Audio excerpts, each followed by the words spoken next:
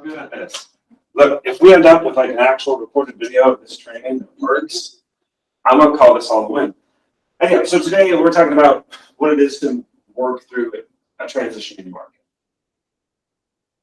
This isn't a different market. We haven't moved all the way from a seller's market, a very aggressive seller's market, to like a very aggressive buyer's market. What has happened is we spent the bulk of 2021 in psychosis. It was batshit crazy. When people were saying unprecedented, usually people say unprecedented, like, oh, come on. Like, that's not unprecedented. What we saw last year, I had never seen before. I've been doing this for a little while. I think I finally figured out it's 18 or 19 years by the time don't ever listen to somebody say how long they're doing the business, because that just tells you how bad they are at the job.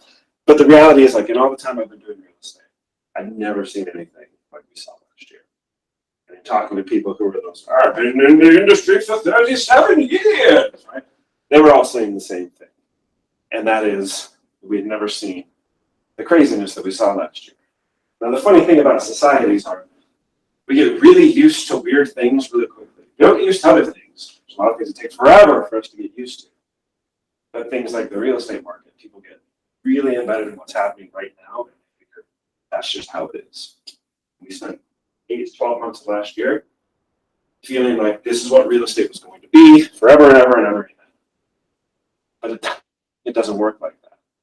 And we're in the middle of this transition from the most aggressive seller's market I've ever seen to a normal aggressive seller's market.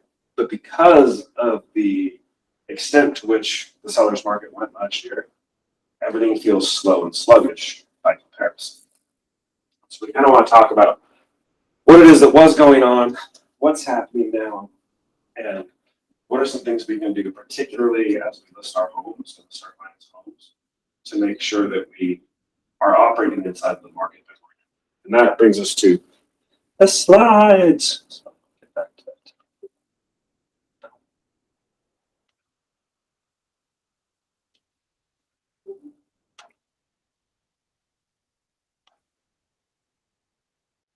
I feel like I'm getting an insight. So many tabs on.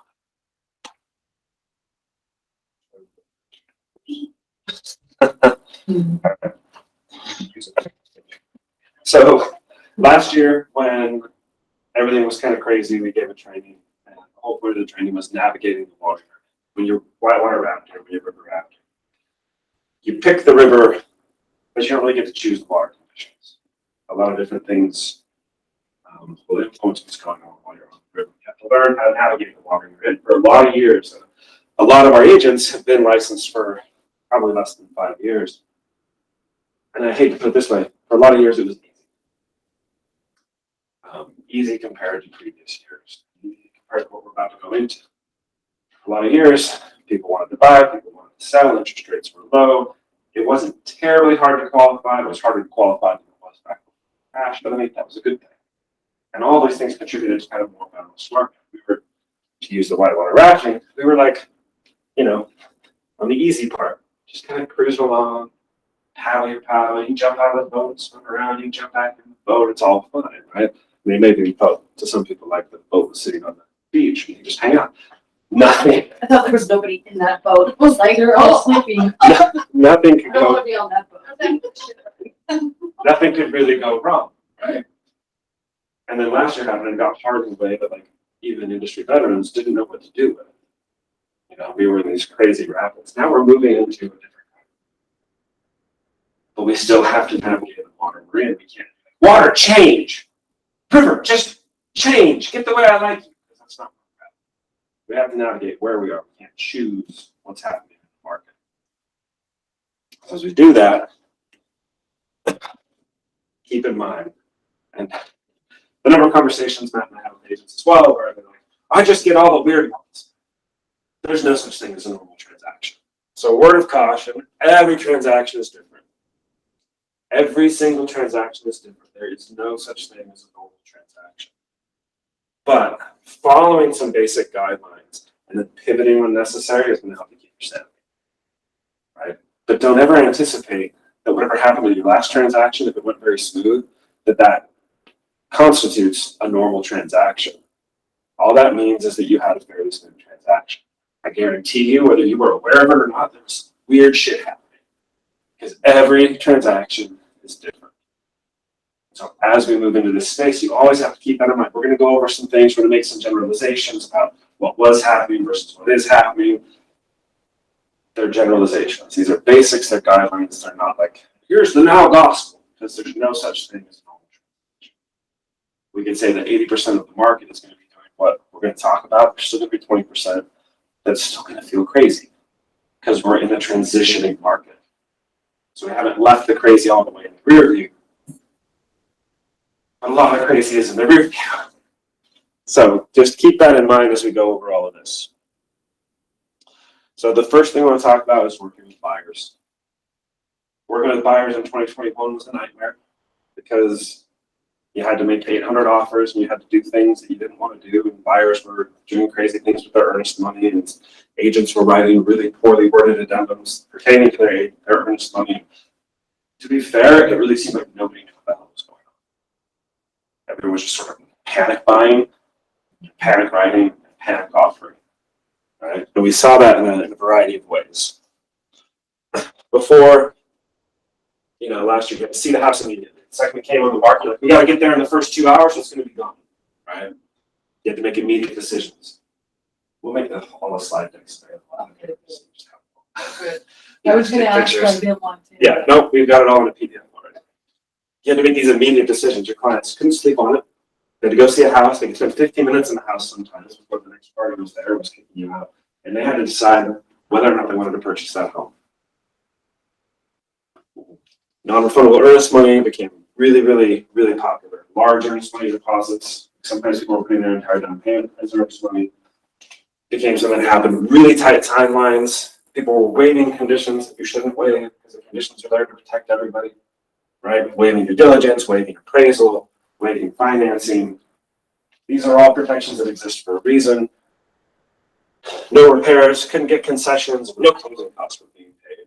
Had to close fast, you had to offer the seller free lease backs for 60 days or sometimes 90 days, even though that constitutes mortgage fraud to a degree. People were getting appraisal waivers and paying cash over appraisal. They would not put you under contract if you still had a home to sell, and this is where we were. You could sell a house, you could sell it quickly, you could sell it for top dollar, and you didn't have to do anything as a seller.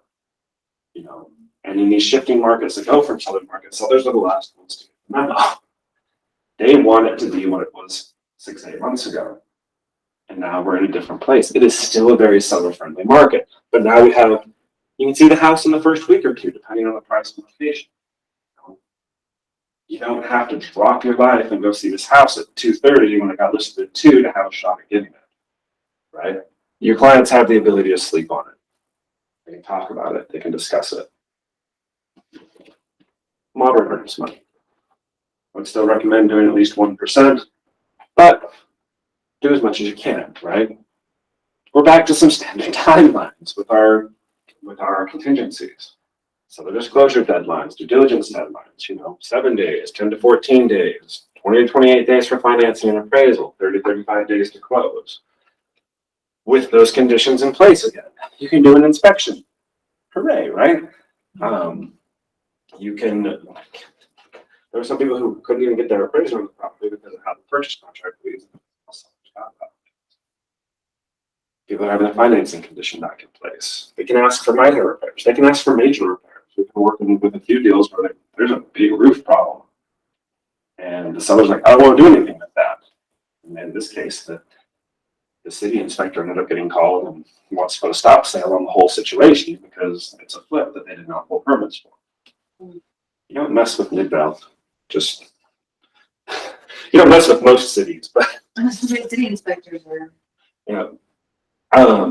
You can ask for concessions, and you probably should, right? I wouldn't ask for more than 1% of the purchase price in concessions, but if you need some closing costs, you can ask for them. It's not going to be immediate, go fuck yourself. If you're doing a lease back, it's paid, or there's no lease back. People have to get used to what it was, right? And finally, subject to sale is not a thing that kills your deal. You've got a property to sell. A lot of these homes, they're not under contract. They don't have multiple offers. They are now being forced to work with buyers in a reasonable way. And so that's some of the the contrast between what was happening and what's happening now. And now, again, like I said, none of these rules are hard and fast, right? You've got to be prepared to pivot. This is just good sense in the market. Because there's no such thing as a normal transaction. You get your basic guidelines, but you're never going to have all of those, right? It is very rare that you check all the boxes of a buyer-friendly contract. When you do, awesome. But it doesn't have to happen all the time for you to serve your client well. So as a buyer's agent, preparing to write an offer, the most important thing you can do, no, the most important thing you can do then, it's going to be the most important thing you can do in the future, is to ask the listing agent questions. Ask them direct questions. Ask them for information they may tell you that they're not going to give you. But you got to ask for it. You know, how many active offers do you have? I don't know if you guys saw in the Facebook group, Rebecca Fetterman had posted this exchange she had with the listing agent. She's like, well, do you have any offers? Like, well, we have this one and this one and this one. But, well, technically, I mean, they've all lapsed, so no, we don't have offers. And I'm like, tell me you don't have any offers without telling me you don't have any offers, right? That's where we're at, is like, just ask them. Because the listing agents are so used to it. Oh, well, we've got this and a couple coming in. But a lot of listings now, they don't have any active offers, right? Still ask, what does the seller want? What does the seller need? You can even ask, what will it take? If you get the list agent to give you a number and terms, and those terms are amenable to your client, go with God, write the offer and get the house, right? Use any of the information that you can get from the listing agent to modify your offer and make it stronger, but also to protect your client. And the biggest thing right now that we're seeing, if there's no competing offers, there's no reason for you to do things like non-refundable or waiving due diligence. There is zero reason to remove protections just because the seller asked you to. So if you've got a seller who's like, well, we like your offer, but we want hard earnest money, and they don't have any competing offers, why do it? That's a question of a seller just being greedy, right? But the only reason people were doing crazy things before was because somebody else was willing to do crazy things. But when there's no competing offer, that's the good part, and that's where your negotiating skills have to come in. You have to be able to talk to that list agent and be like, look, you guys don't have any other offers. This isn't my client's best interest. We're a strong offer. You talk to the lender, all the things that you're normally going to do for your buyers. You know, making your earnest money non-refundable doesn't strengthen our offer at all.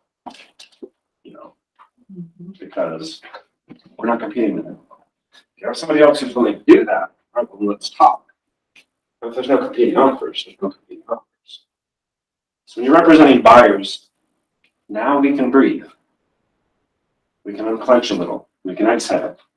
And we can walk them through making a decision that is likely going to be a better decision for them in the long term. Working with sellers. We do the whole kind of same rigmarole that we just did with buyers. So, sellers in 2021, you go in, you list fast, you open house with no showings, tell the open house, you have multiple offers every time. Whatever price you wanted to put on that, you can put on that. People will come see it. They may not offer this outrageous price, but people will come see the home and make offers, right? Be under contract in another week. If the seller, you could be like, no contingencies, no sub to sale. Give me your earnest money no matter what. And give me a free lease back while we're at it. I don't even need to stay in the house. I just don't want you to have it yet. Like, that's kind of how it felt, right? It's like, whatever the hell the seller wants, the seller gets. You know, I want you to come over here and just kneel down on my lawn and pledge obeisance to me forever, right? It's like, That's weird, I wrote that in offer once. now it's a little bit different. And this is what you're going to want to do. Prepare your listings a couple of weeks in advance. Make sure they're prepped. Condition is going to matter again. Right? You're going to want to do an open house. You still want to do that. It's an opportunity for a lot of things. It's an opportunity to give other agents of the company a chance to potentially acquire some clients. Gives people a chance to see the home. But also you're going to have to start just allowing insurance.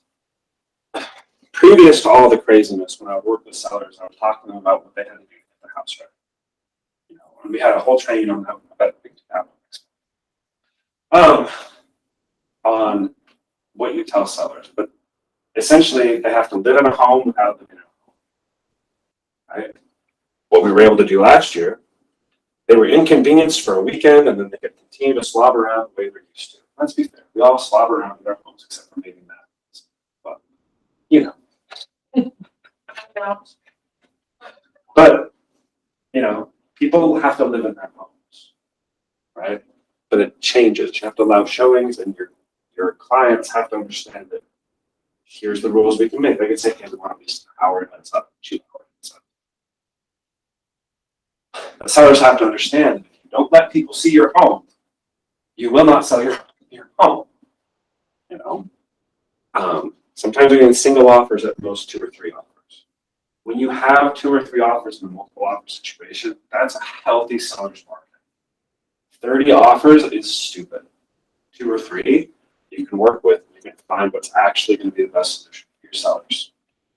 Right? You want to price it at market value or even just slightly below to make sure the interest is there to generate those offers.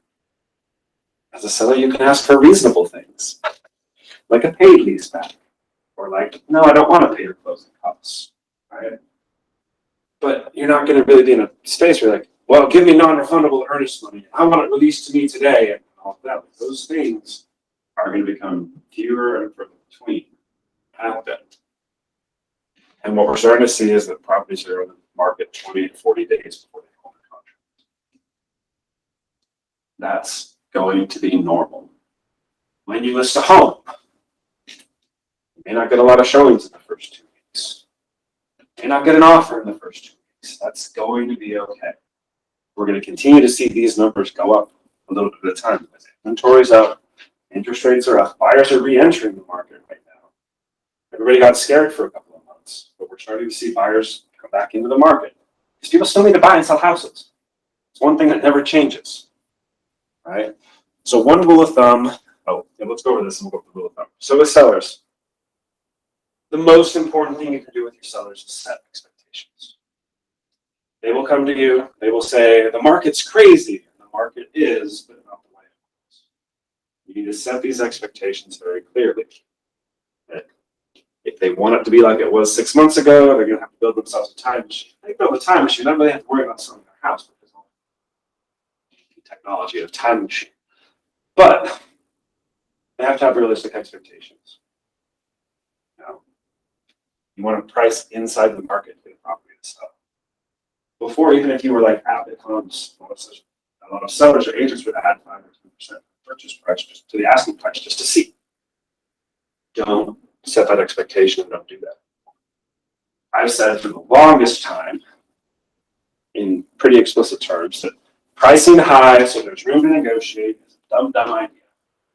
And I say dumb idea because it sounds sillier than dumbass idea, but you guys know what I mean, right? It's a stupid thing to do. It's not a negotiating tactic, and it doesn't typically work out for the seller. A moderately capable agent has access to the data, and they'll be able to see if they're priced or not. And what typically happens is they come in even lower than they would have had you been priced properly for the market. One of the concepts we talk about is the maximum price for the area. Now, you don't want to price higher than the maximum scoreable price for the area. So if you have 3 comps and they're all from $498 to $499, you have 2 actives that are $505, you're pricing under $500,000. Just that's the concept. Don't price higher than what's under contract. Definitely don't price as high as it's still active in the area. So that's not even comps. That's just going to the area where your home is going to be selling and looking at everything that's active under contract and active payment. We'll be able to see there's always a very clear cutoff between what stays active and what goes under contract. So don't exceed the maximum price for the area. And then listings, like I said, they're taking longer to sell. That does not necessarily mean there's a problem with your price.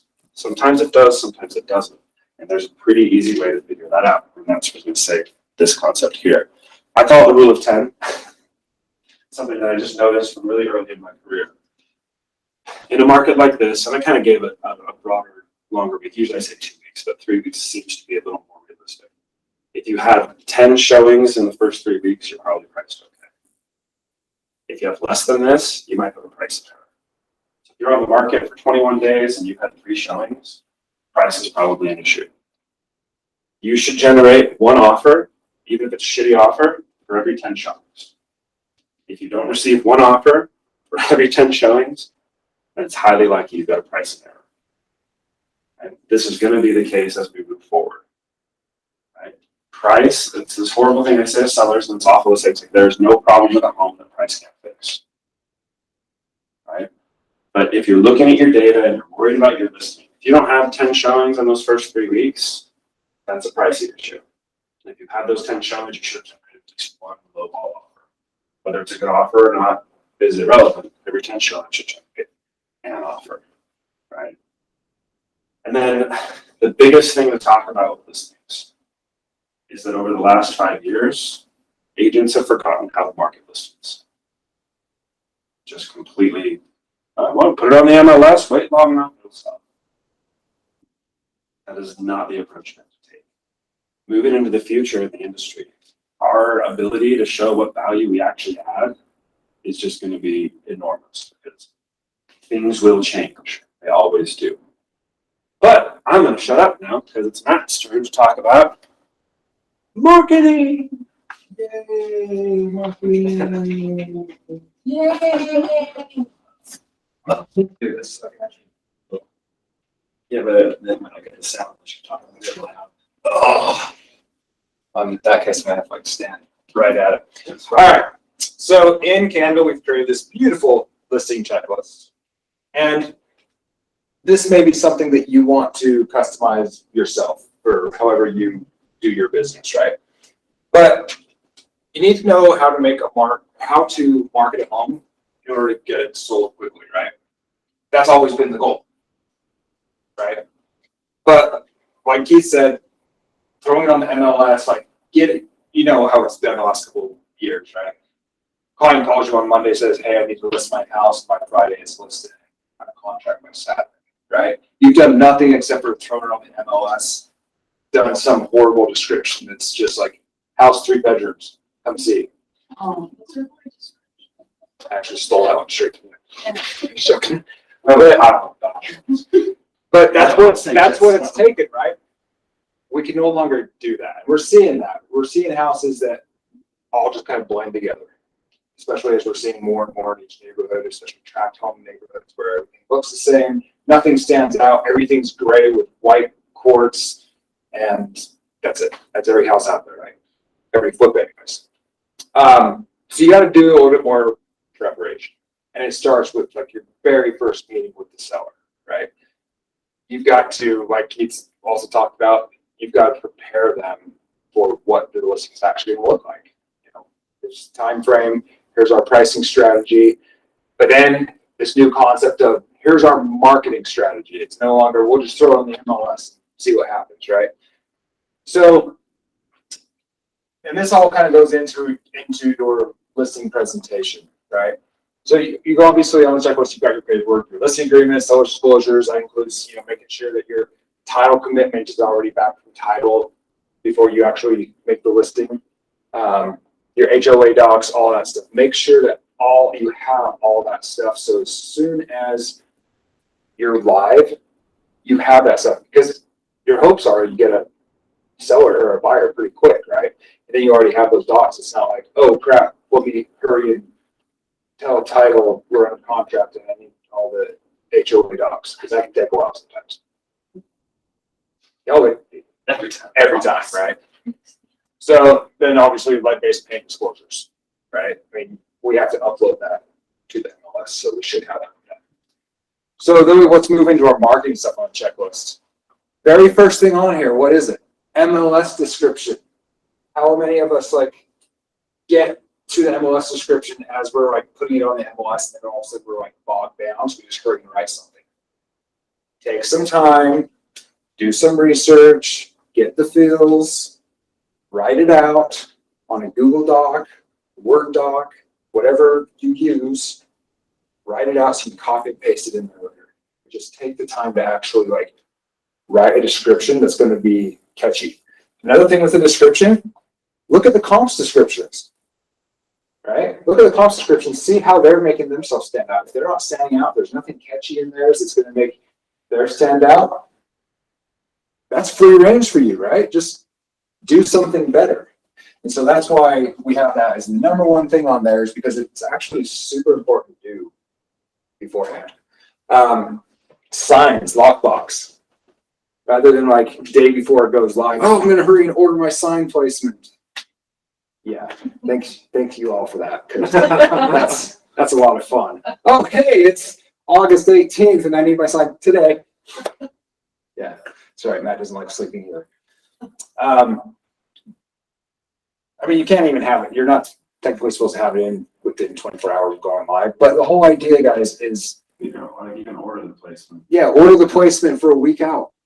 You know, when you know you're going to go live, because this is all stuff that you should be doing ahead of time. Listing agreement, you technically can't have, you know, if you get it a week in advance, you have to actually start loading it on the MLS Or use an exclusion. or use an exclusion form, the way they have that. But you can at least start on your marketing stuff beforehand. Figure out when you want to do your open houses. Not just list it Monday, okay, we're going to do it this weekend, right? Because that gives you a week to get everything listed. And then what amount of time are you going to actually put into it, like marketing it for the open house? Right? Because we got to do that now. It's not just throw it on, do an open house, and like the whole neighborhood is going to show up and you're going to end up with a line out the door and 50 offers. Not doing that anymore. So your open house has to actually be marketed now. You know, that means doing some sort of maybe Facebook event, an actual event, not like just a post saying, oh, honey, come check out my open house, but actually doing an event where you can invite people. You can also run ads for that open house event, right? Making sure that your photos, and like if you're going to do like a video tour, I'm not talking about like the fancy video tours. I'm just talking about like the little quick walkthroughs that a lot of photographers do that you can actually post on MLS, but making sure that that's all scheduled out, right? Social tour would be your more fancy video, one that you can't necessarily post on the MLS because it's branded or whatever it is. Maybe this is you walking through it, giving a tour, whatever it might be. Creating your marketing flyers or mailers, you know, your open house just listed. Again, this is getting back to some of the like old school ways of actually sending out just listed postcards or going and knocking at a neighborhood before an open house, or even just passing out, you know, info sheets on the house. Info sheet meaning basically like, you know how we all print out the MLS sheet and they have that at the open house. Don't do that. We have Canva. Go in and actually make like a info sheet that has everything that you can go pass out or have in the open house. Or there's, you know, the actual open house flyers. Social write-ups, blog posts, any of that stuff, right? So you're not just listing it and then throwing it on Facebook and saying, oh, come check out my new listing, so cool. Do something that makes it stand out. Even if you're just copying your MLS description, right? And using it again in your social media. If you do it good enough, it won't matter. I mean, that's one of the reasons that I do my listing descriptions the way I do, because then when I share the link to it from like my website, it will start showing the description and it becomes my social description, because you see the house and you just automatically start reading the description like it's an ad, right? Third-party websites, KSL, you don't have to worry about Zillow. They're a brokerage now, so it automatically goes there. But Realtor.com, Homes.com, I don't know, there's a billion of them. Right. But making sure that you're doing those when you're putting it in the MLS, then going and claiming them. Some of the websites you have to go back and like claim, yeah, this is my listing, right? Optional things like a listing warranty. And we know what a listing warranty is. So there's a couple of home warranty companies that will do a warranty for free on your listing. I just heard that. Yeah. And it really is cool because, like, you know, when the furnace goes out, or in the summer when the AC goes out, while you have the listing and it's not even under contract yet, they cover that sort of stuff. So What's the catch on it? Their hope is that it'll convert into the buyer's. To get buyer will then just pay as it converts. And because Oh. and because they're only doing a warranty for like 30 to 60 days, most time in that time frame they're not covering it. Okay. So it's worth it to them The to, lost leader market. staging. There's some thing, if we're gonna have to go back to the point where we were like actually staging the house, whether it's using their furniture, bringing furniture in, whatever it might be, right? We have to actually make sure the house is presentable again. Pre-listing inspections, things like that. These are things that you can attract buyers with. Oh, we already did an inspection. We'll happily share that with you, save you some money. That's something you can use as a marketing tool as you're the seller trying to find buyers and stand out to them, right? I have a question about the staging. Yeah. Can I ask? The 3D staging. What are your thoughts about that? Virtual, yes. Well, one Depends is on the two. company. Because like Renee had one done, Uh-huh. and the pictures on the MLS, you couldn't tell it was virtually. Yeah. I mean, it was really well done. Okay. So what I've I got. just wondered, like, if it was a redone house, like, do you want holes in the walls and stuff like that for buyers? We usually stagers will repair holes. The one I use does. My difficulty with virtual staging is you go to the house and then it's empty. Yeah, and yeah, there's a. It's disappointing. You come in person, if you come out and watch the past show with photos, you get there, you're disappointed, you're like. So I don't really like the virtual staging, but again, like the one Renee had done, I was blown away by it, because they actually use furniture that looks good in the space, things like that, where some don't, they just. Well, and my purpose was to show what you can do in the space, not, you know, it did look better with the staging. But you can disclose that on this. So who did you use for that? Yeah. Which steps did? Have you had a bad experience with them? I just don't like the virtual, it's the letdown. Cause my buyers have seen it and they're like, oh my gosh, look at this, let's go look at this super cute house, and we walk in. And it's already like, even if it's the perfect house for them, they're like sad. It's like a sad moment. Because part of them wanted to have the HGTV moment. Yeah, they wanted to. Go and look at what somebody else put Yeah. together and just have great. So yes, the address.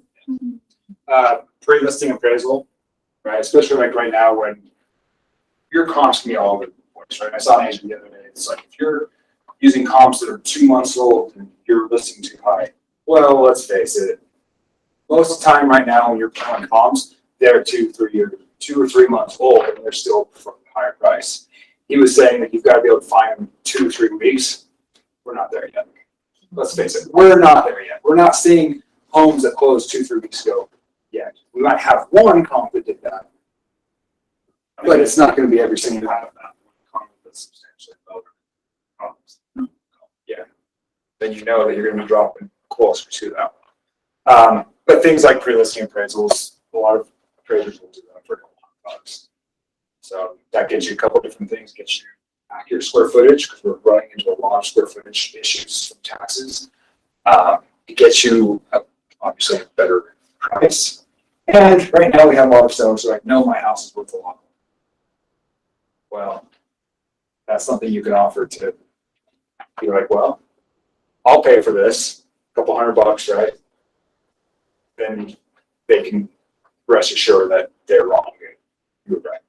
So would their lender accept a pre-listing appraisal? They would still have that. They still have to have an appraisal done. All that does is gives you what the value is. Closer. So a third party. Yeah. opinion. We've had to have that done on custom homes that are just one-offs, where it's like, okay, you've got a garage or a pool or acreage nobody else does. Sometimes that type of stuff is really hard to value.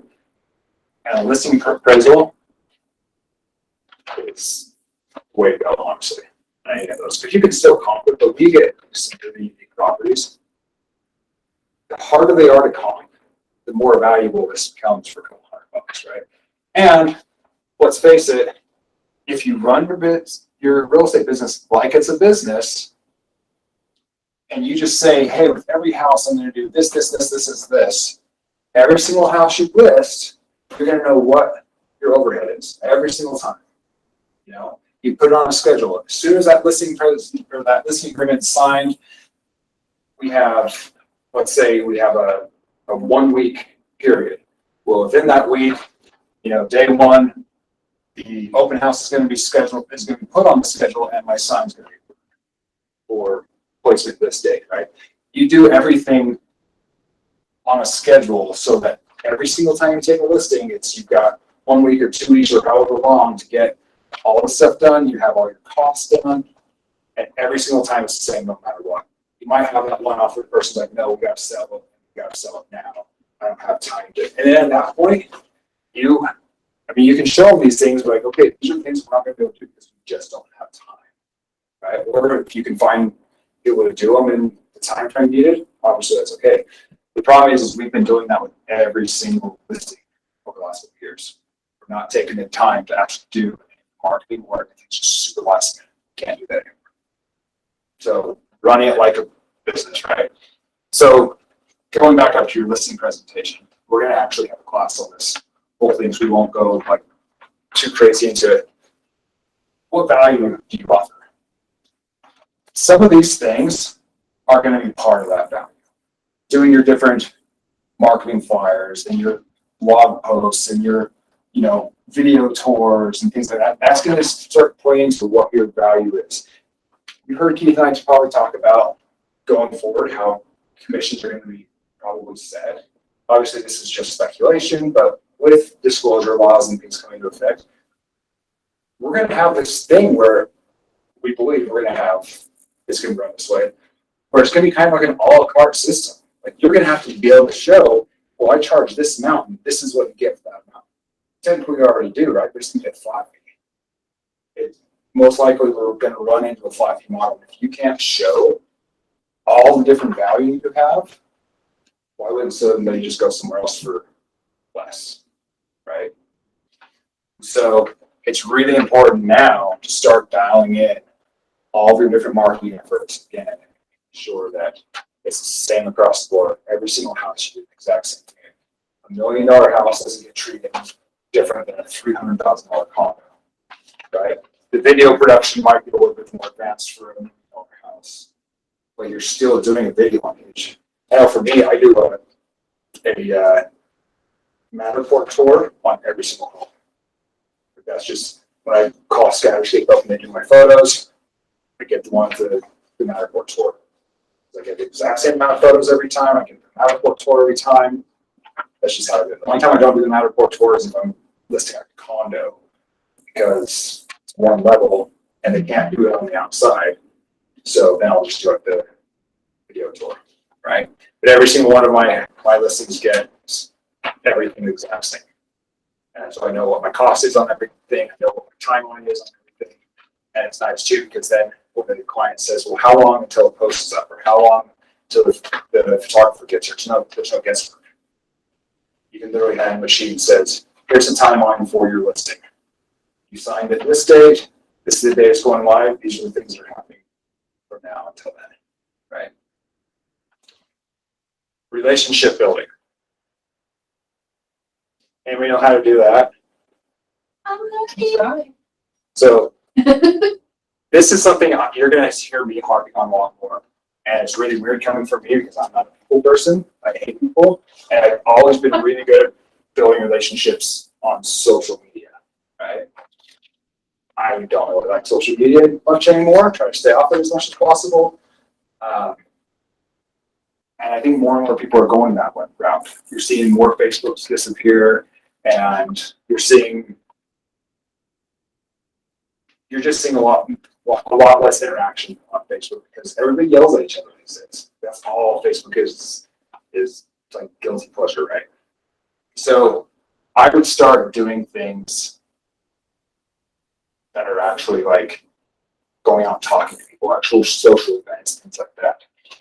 When it comes to your listing presentation, like there are so many things that you need to like actually have a list, and we'll go over it when we do our training. But like there's I call it the pre-meeting, right? You're learning anything you can about their situation. Why are they selling? Right? Maybe it's a death in the family, a new job somewhere. Maybe it's a divorce, whatever it might be. You try to learn as much as you can about the situation, right? Then you actually go to the meeting, ask questions. Things like, ask about their kids, the dog, the goldfish, whatever it might be. People want to tell you about themselves, especially in the comfort of their own home, because we've all seen it. Sellers are super proud of their home and think it's worth $1 million. They think that it's worth the value of everything in it, even though you're selling with nothing in it. And so they want to talk about that. So let them ask questions that are going to lead them to talking about themselves. The more somebody gets to talk about themselves, the better they're going to feel, the more rapport that you're going to actually build. So keep that in mind with your listing presentations. And Keith and I will actually, that's what this is, a listing presentation class. So keep that in mind. But again, back to running it like a business. If you do all these things, you start building, this all becomes part of your market value when you're going up against other agents and things. Keep that in mind. It's the little things that start to set you apart. Like even as we're looking at this listing checklist, like now we need to build an event list where you can write out the dates and get on it. Like about the listing, how it goes. Everyone's had that situation. When is it going live again? Or got that all written down. Like, all right, photographers come this day, sign goes to this day, it's going live this day, open house this day from this time. This time. Just That's what, yeah, we'll build one. We'll build one off of that. Because that was just occurred to me, like anything we can do to help you guys create more value. Because when we say run it like a business, you're like, well, anybody can do this, but nobody does. Like maybe every agent does do all these things, but they're not telling the client that's what they're doing. You know, or they're handing them like a 3-page long thing. It's like, look how much work I do. It's like that's not helpful for the client. You know, the client needs to be able to digest what they're doing. They need to see something a little more tangible. Dates and things, you're going to be like, oh, because then they can hold you to it as well. Like, well, you had your open house on this date. How did it go? And most time they know that anyways. But oh, hey, the sign didn't show up on this day. What the heck is with those listable guys, right? I mean, Yeah, that's anything- worse. Seriously, anything that you can hand them is going to be beneficial. Now it's all part. That all becomes part of your listing presentation, right? Sit down with them, if they're like, yeah, let's go ahead, you have them sign it, and you go through a questionnaire basically. Okay, well, would you like to do the open house? Okay, when can you do photos? You know, and you say, I usually do photos, you know, for listing this day, I like to have photos done by this day at the latest because it takes this long to get back. And then have a buffer day in case the photographer needs to go back, wink, wink, buffer day, guys, don't just like, oh, hey, I get photos back Thursday so we can list Friday. Because we've seen that a lot where all of a sudden, because there's so many photographers out there now, and as these companies are growing, they're hiring people that aren't very good. They're doing so many that they forget rooms and things like that. And so you give yourself a buffer day so you can get something back out there. If you have to go out there or you take a picture or something, you can. But with the way the market's going right now, we should be able to basically take a listing and move through, I would say, a 2-week process of getting it ready, right? Doing it justice. Yeah, because you want the client actually has to clean the house. You know, like they can't just list it, they actually have to do like yard work now. Dirty underwear, anything. Yeah, like they have to do those things now. So if you can give yourself, I would say a week minimum. If you can give yourself a couple of weeks to make sure that that's all happening, and then have it in your checklist that on this date, I'm going to come back before it actually goes live. And what we're going to do is we're going to walk the house, make sure we're actually ready, right? By then, hopefully it is because you've already had your photos done, right? You can always walk it one last time before it goes live. Also, recheck the pricing right before it goes live because you never know. All of a sudden, you had a couple of closed and you're good, right? You're either good or you're not good on pricing. So always double check. But yeah, I would say give yourself as much time as possible so you can build yourself up a checklist. And like I said, like we just talked about, we'll build them after this we can. That's easy to do, especially based off of this. Yeah. So, any other questions? I'm excited for the shift. I think Oh, I think we all are. gonna be, We're starting to see, like Keith kind of touched on, we're starting over the last week, we've started seeing more buyers come into the market. interest rates are down a little bit from where they've been at, right? You've also have school all of a sudden starting, so people aren't trying to get in their last minute vacations anymore. We've kind of done that now.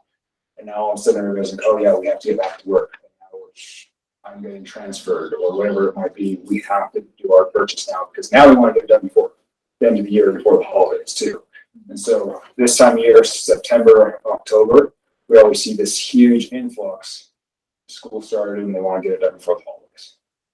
And so with rates again going down, we're already starting to see that. We're starting to see multiple offers again, that's like Keith was showing, 2 to 3, not 30. You know, and multiple offers still aren't going crazy over asking price. We're talking maybe 10,000. Well, I noticed multiple offers aren't even coming in like the first few days. It's usually like after it's sat for a week Yep. to 2 weeks, all of a sudden the agent will get people are 3 thinking offers about it. and they're like, oh, Yeah, we had on one of our agents, he had the offer and it ended up canceling before their due diligence. And it already sat for like a month. And he ended up getting it from the same people again for substantially lower. But then he got another offer at the same time. It's like this house sat for so long and also got multiple offers on it. Right? I'm sorry, did you say buyers? They Another got- contract they canceled? Yes, canceled. Came Canceled. in and lowballed them? Very next day they came into the Yeah, like we're talking like They said, oh, one of the buyers $45,000. lost their job. Well, couldn't they have just done an addendum or something? Oh, no, they want it from us. I know, but They ended up not getting it from us. I said, this is what you know about. There's a whole other one that I know about. Oh, where they ended up like countering back after that. Yeah, this was like a week, 4 times and that they submitted a whole new offer. Wow. Yeah, so it's happening. I mean, that's twice that happened, so. That type of stuff is. I go under contract, I'll back out, like, no, I want to pay that, I want to pay this. And if you're watching buyers that do that, just be upfront with this. Because there is just no upside to being sneaky. Or not That's what I'm sneaky. like, we have leaves a bad taste in everybody's mouth. It's Like, like, but instead if you of go just under like, contract, your buyer's like, oh, God, we don't want to pay that. They're talking, listen to them, look, they're having some buyers from more, not that they like the price. Is there anything we can do? Like, our ability to actually communicate with the listing agent effectively is what is going to start to set everybody apart, right? When you can present where your clients are at in such a way that at the very least the listing agent will go talk to their client about it, you know, that's going to be worth everything. And it's a transition point right now. You've got some people who've been used to just being combative, or people who've been used to just shutting things down. And you're going to be like, oh my God, this person's such a jerk or whatever. It's like our ability to communicate our clients' needs effectively, you know, and communicate the information, what's going on effectively, is going to be worth so much more than the thing that a lot of agents do where they try to sneak a solution in, be upfront, solve problems. You know, our job, you know, is to go out and solve people's problems. Don't ever say I talk to my clients if you have to actually talk to your clients. Don't go to the other agent and be like, I've talked to my clients and this. And they said no. Yeah, and we had one just over the weekend that it was going south and our agent called me and was talking to me about it, and they said, well, I talked to the agent and they said this. And I said, I don't think they talked to their clients at all. And he said, I know they didn't, because I would text her with a question and she would respond right away with an answer. And say her client said this. Well, there's no way she's talking to her clients, which they're sitting right there, which they're not, because they've already moved out of state. Like, the agent is trying to, we get, as agents, we get scared of sellers. We love our buyers, right? But we get scared of our sellers because we already feel like we're bending them over because of commissions. They feel like we're bending them over because of commissions too. All of a sudden we get scared to ask them anything or talk to anything because we feel like we're like stealing one of their children or something like that. And so we tend to like scowl and not want to actually talk to them, but talk to them. so avoid your necessary. Yeah, don't avoid yourself. Don't avoid yourself. Well, that's exactly that, right? Like, if you haven't built a good enough relationship with your seller to the point where you're afraid to talk to them about something that they're not going to like, then your actual skill that's lacking is that relationship. I've started difficult conversations Front load. right at the beginning. What is your bottom line? What if somebody came in and lowballed you? What's the highest lowball offer? Like, start talking. Yep. If somebody wants the fridge, are you attached to that fridge? Like, I already negotiate on what could potentially. Yeah. Whether or not it One of the does, great but ways at to least do that it's too. open conversation. One of the great ways to do that is do it through net sheets, which are made for multiples. Mhm. And you do like, give them the net sheet in your listing presentation that shows like, here's the listing price or asking price. And then there's 10 slots. You can literally like work your way down $10,000 if you want to. Or do it dramatic. You know, if you list it for $550, you do $550, and then like the worst case, you got $500. When they see that, they obviously don't want it, but inside their head, they already become okay with it because now they've already been seen it. So it's not as much of a shock when they do get a low ball offer that they're only going to net next now because they've actually already seen it. You know, then it's your job to make sure that that doesn't actually happen. You know, that you get them as much as possible. But as part of like preparing them, like worst case, like this is what you get. Are you okay with that? Well, no, not really. Well, I'm just preparing you. My job is not to get you that, it's to get you this, but worst case, there you have it. So what I've been getting a lot from lenders are the buy down Mhm. examples, which are really helpful as far as seeing the numbers.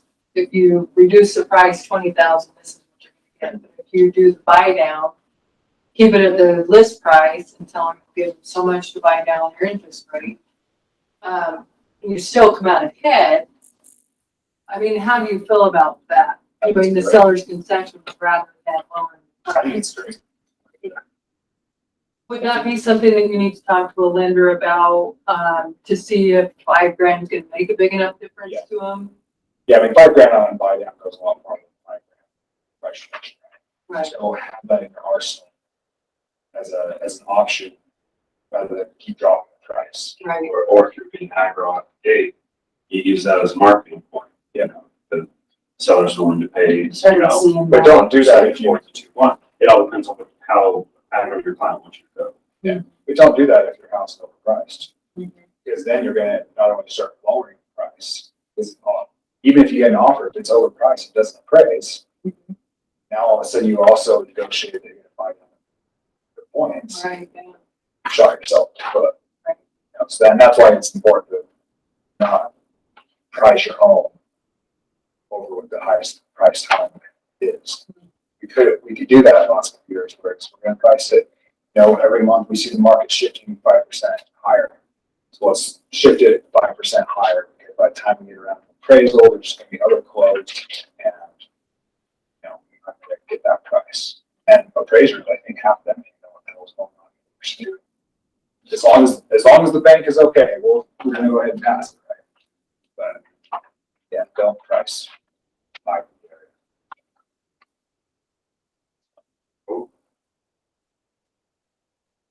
Anything else? All right. Call it then. Wait, Thanks, everybody, for being on the call and such. And To consult, I'm calling my name, but.